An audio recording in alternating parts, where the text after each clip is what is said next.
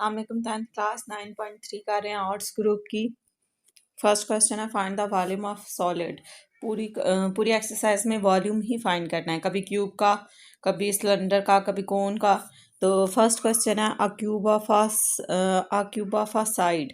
एक side cube है, उसकी साइड कितनी है 4 सेंटीमीटर है। तो पहले फार्मूला लिखेंगे volume of a cube L3। अब हमें पता चल जाएगा ये जो साइड है ये L दिया हुआ है, L की वैल्यू आपको दी हुई है 4 सेंटीमीटर। तो इस फार्मूले में रिप्लेस कर देंगे तो आपका आंसर आ जाएगा। तो दोबारा लिखना चाहें तो दोबारा लिख लें WVOLUME volume of CUBE cube.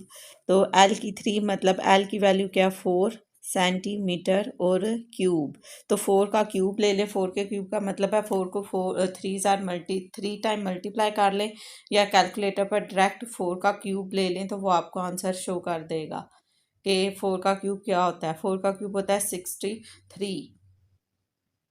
देखते हैं इस पर क्यूब आता है कि नहीं। जी, मेरे पास जो कैलकुलेटर है इधर मैंने लिखा 4, यहाँ पर ये है।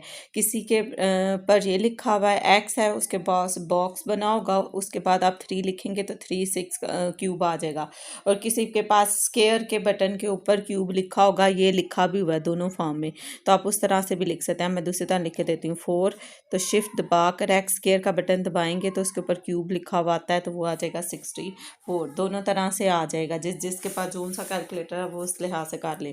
और वरना 4 को 3 से मल्टीप्लाई करेंगे तो भी आ जाएगा। तो 64 है सेंटीमीटर क्यूब आ जाएगा। तो ये आपका आंसर आ गया वॉल्यूम ऑफ अ क्यूब का। बस इतना सा क्वेश्चन है। नेक्स्ट है a cube whose total area is 96 centimetre.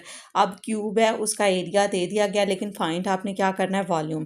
तो पहले एरिया दिया हुआ है, तो एरिया का फार्मूला लिखूंगी। एरिया ऑफ अ क्यूब होता है 6a स्क्वायर।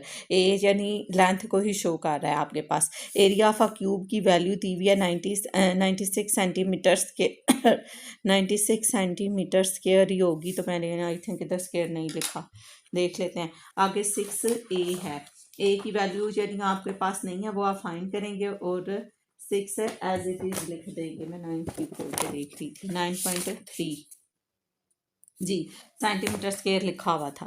अब है 6a square, as it is आ गया 6a से। एरिया ऑफ अ क्यूब होता ही 6a स्क्वायर है, ये फार्मूला है।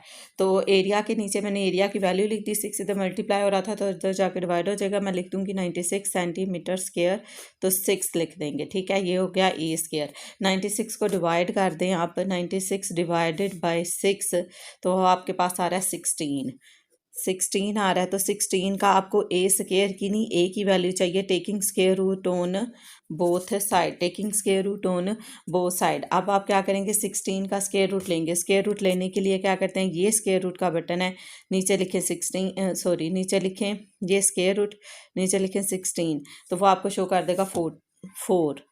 तो ये सेंटीमीटर स्क्वायर था, जब स्क्वायर रूट से कैंसिल होकर जस्ट सेंटीमीटर रह जाएगा। तो ए की वैल्यू आ गई आपके पास 4 सेंटीमीटर। फाइंड क्या करना था, वॉल्यूम। तो वॉल्यूम का फार्मूला क्या आता है, volume of a cube L की 3। बेसिकली ये जो आपके पास आई है ये लेंथ ही है, आप चाहे तो इधर L स्क्वायर भी लिख सकते हैं। तो volume of a cube is equal to, अब L की वैल्यू क्या आ गई आपके पास 4 सेंटीमीटर। तो volume of cube CUBE cube, तो L है, L की वैल्यू 4 सेंटीमीटर है।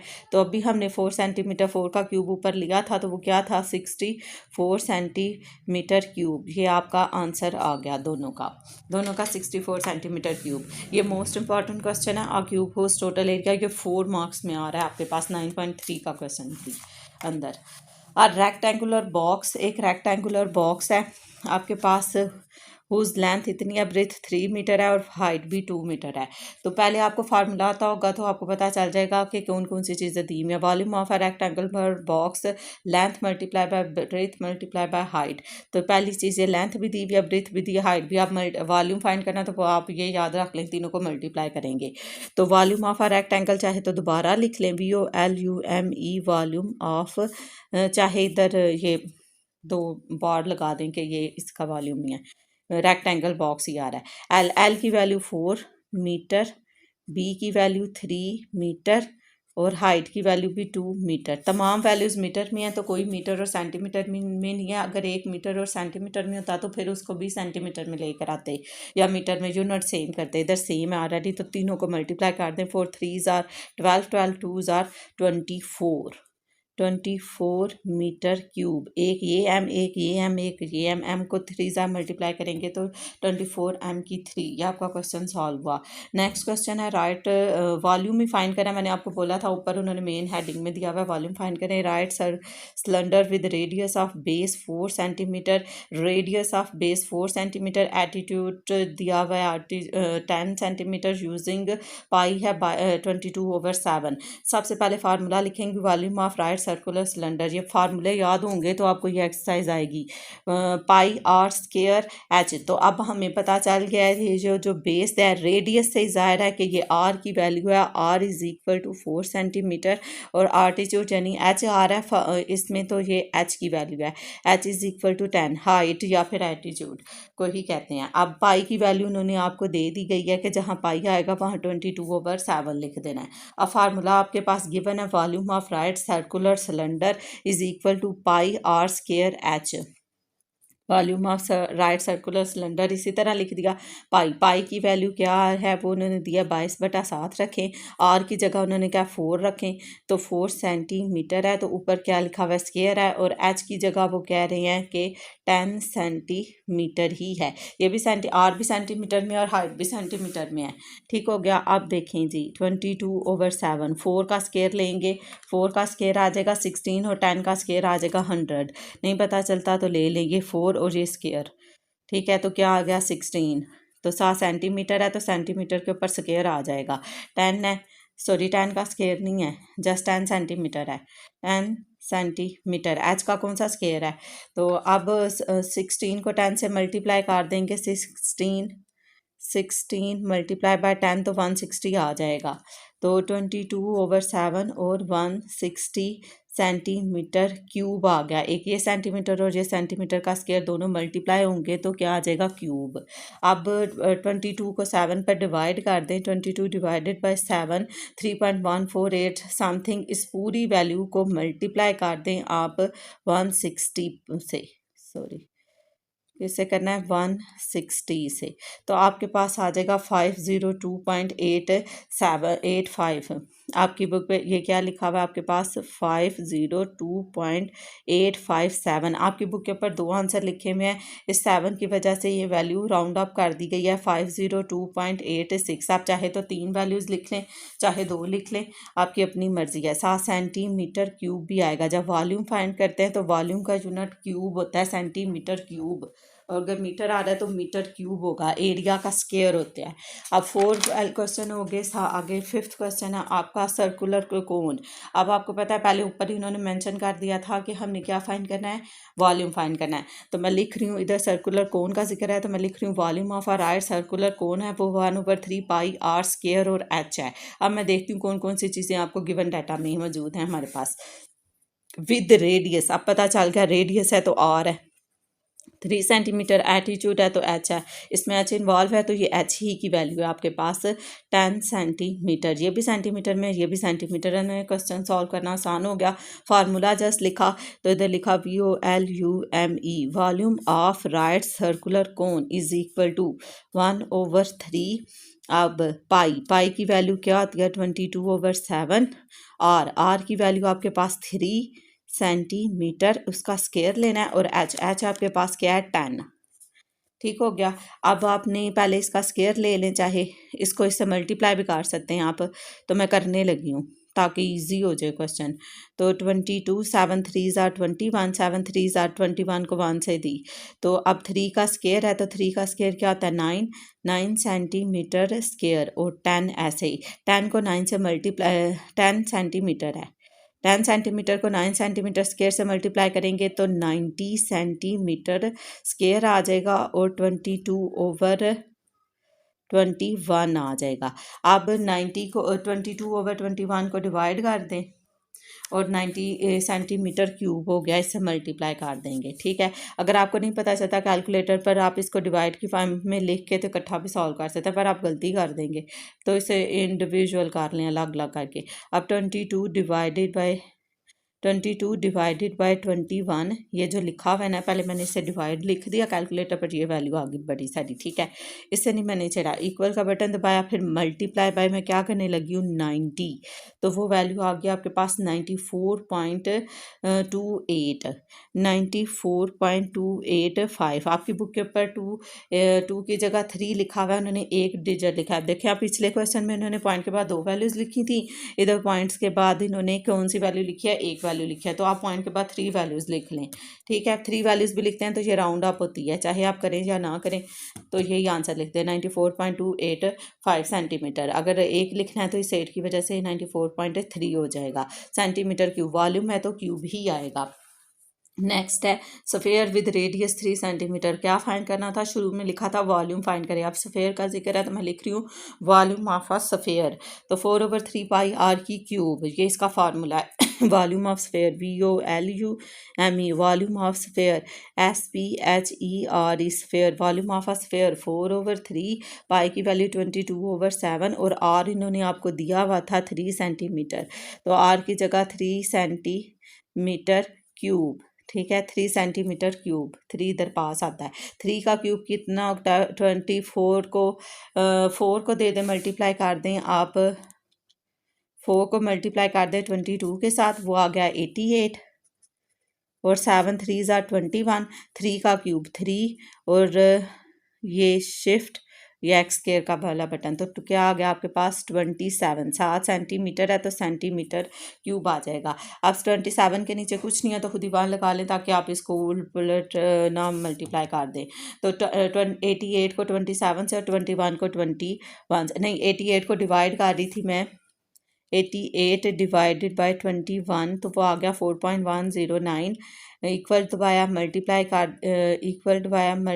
कर दिया हमने 27 के साथ, वो हमारे पास आ गया 113.114। आपकी बुक के ऊपर 113 ही लिखा हुआ है, 7 सेंटीमीटर क्यूब यूनिट आ जाएगा। मैंने आपको कहा था वॉल्यूम का सेंटीमीटर क्यूब होता है, तो आप सेंटीमीटर क्यूब ही लिखेंगे। वॉल्यूम ऑफ सफ़ेयर आपके पास आ गया।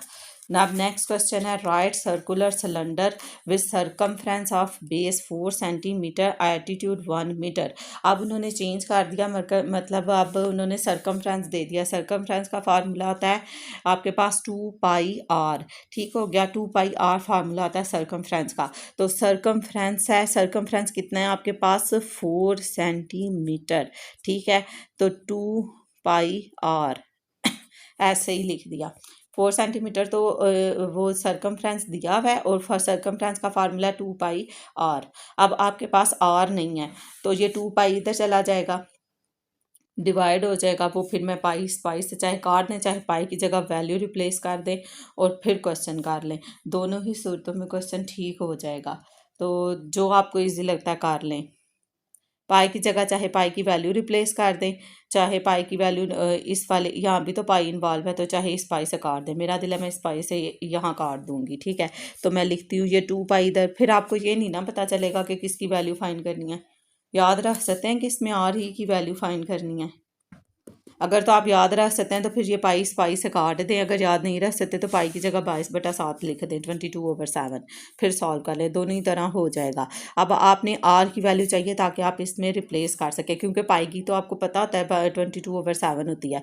तो ये दोनों वैल्यूज़ 2 पाई जोन है मैं इसके नीचे लेके जा रही हूँ, 4 सेंटीमीटर इधर मल्टीप्लाई हो रहा है तो इधर डिवाइड हो जाएगा। आपको बेसिकली आर की वैल्यू चाहिए, 2 2s are 4, 2 और पाई, 2 पाई आर की वैल्यू आ गई आपके पास 2 पाई। ठीक है, पाई इसलिए नहीं ख़त्म किया, यहाँ भी पाई है तो मेरा दिल है कि पाई इस पाई से फिनिश ख़त्म हो जाएगा, तो फिर आपका क्वेश्चन आसान हो जाएगा। नहीं होगा क्योंकि इधर पाई ही है, फिर भी आपको नीचे जाके 22/7 पुट करनी ही पड़ेगी। चलें खैर ही, आप कर लें।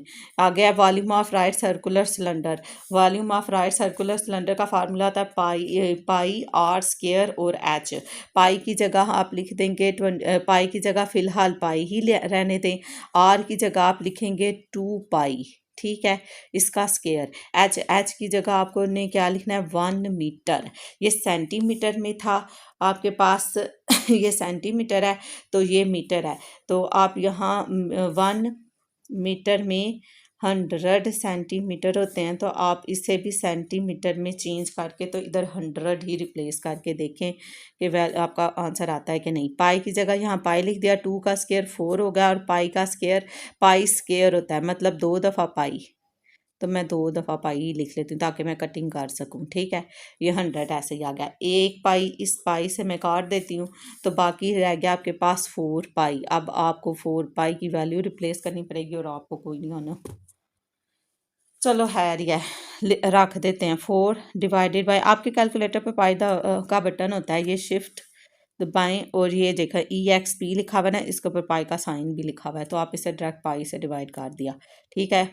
इक्वल प्रेस किया, अब मल्टीप्लाई कर देना है हमने इसको 100 के साथ, तो हमारा आ गया 127.127.3239 तो आपके बुक के ऊपर जस्ट 3 लिखा हुआ था, और सेंटीमीटर क्यूब, क्योंकि 100 ये एक ये सेंटीमीटर था और एक इसके साथ सेंटीमीटर था, तो स्केयर, तो ये हो गया सेंटीमीटर क्यूब। अगर आपको इधर नहीं पता चलता तो आप जस्ट जहाँ वॉल्यूम फाइंड करते हैं आंसर लिखते हैं तो सेंटीमीटर क्यूब ही लिख दें।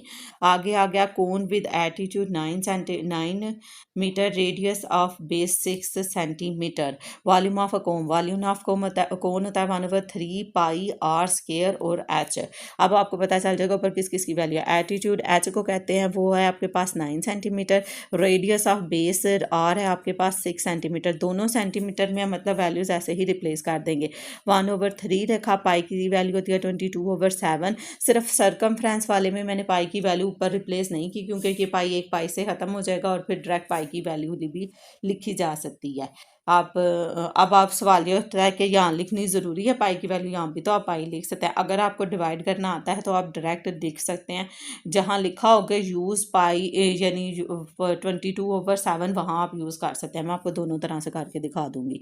पाई आगे आर की वैल्यू है 6 सेंटीमीटर और एच की वैल्यू आपके पास 9 सेंटीमीटर, 6 सेंटीमीटर का स्केयर, तो 22/7 को 3 से देंगे तो 21। ये दरअसल पीछे 8 से रिलेटेड करने के लिए मैंने 22/7 इसी तरह लिख दिया। 6 का स्केयर क्या हो जाएगा 36 सेंटीमीटर स्केयर हो जाएगा, और 9 सेंटीमीटर। 36 को 9 से मल्टीप्लाई कर देंगे और 36 मल्टीप्लाई बाय 9 कर दिया तो 324 आ गया, 324 सेंटीमीटर क्यूब आ गया, 22/21 आ गया। अब मैंने पहले इसको डिवाइड करती थी तो मैं डिवाइड ही करूँगी, 22 डिवाइडेड बाय 21 मल्टीप्लाई बाय कर दूँगी 3 2 और 4 339.428 समथिंग है सेंटीमीटर क्यूब। तो यहाँ मैंने सेंटीमीटर क्यूब लिख दिया, तो ये हमारा आंसर आ गया। मैंने कहा था वॉल्यूम है तो कोन के साथ सेंटीमीटर क्यूब लिखना है। ये आपकी एक्सरसाइज कंप्लीट होगी और अब सवाल उठता है कि इधर पाई लग के क्वेश्चन सॉल्व हो सकता है, तो मैं देख लेती हूँ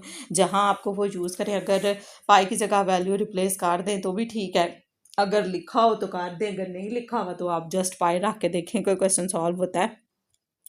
यहाँ लिखा हुआ है 1/3, तो मैं लिख रही हूँ 1/3, ठीक हो गया।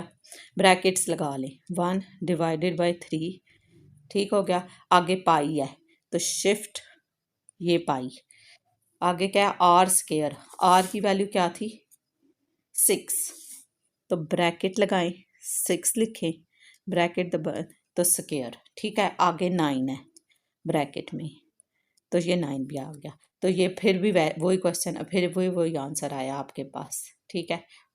तो 3 पॉइंट से पहले वही वैल्यू आई है, तो मतलब आपका आंसर ठीक है। आप इस तरह से भी कर सकते हैं, आपके कैलकुलेटर पे बटन लिखे होंगे अंदर, लेकिन स्टेप कर दें, अगर स्टेप के नंबर होते हैं सारा कैलकुलेटर पे करेंगे तो वो यही क्वेश्चन वो 4 नंबर में भी दे देते हैं, फिर मैं भी वो 4 नंबर ना दे। चेक कर रहा है क्वेश्चन आपका। चले जी, okay, like and subscribe the channel, और आप इसके क्वेश्चन की प्रैक्टिस भी कीजिएगा। ओके, अल्लाह हाफिज़।